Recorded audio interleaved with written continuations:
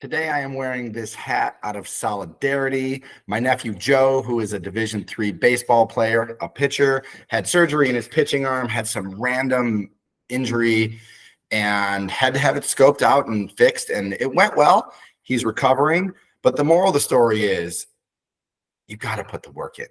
And these athletes that are putting the work in, I have a Division I pitcher, I have a Division III pitcher as a nephew, and these kids are grinding in the backyard, in the batting cages, in the field with nobody watching. Yeah, the glamour is there when the lights are on and everyone's watching you play baseball. But the reality is the hours and hours and hours and countless coaching and training that these kids are putting in to get to that level is incredible. The stats are 1% of high school athletes become college athletes. That's insane, just in and of itself. So you have to be 1% to get to that level.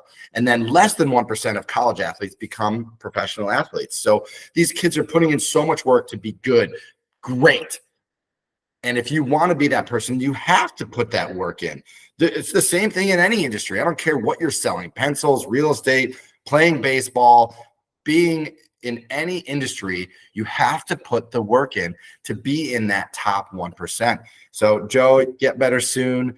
I love watching these kids play. It's super fun. It's motivating. It's inspiring.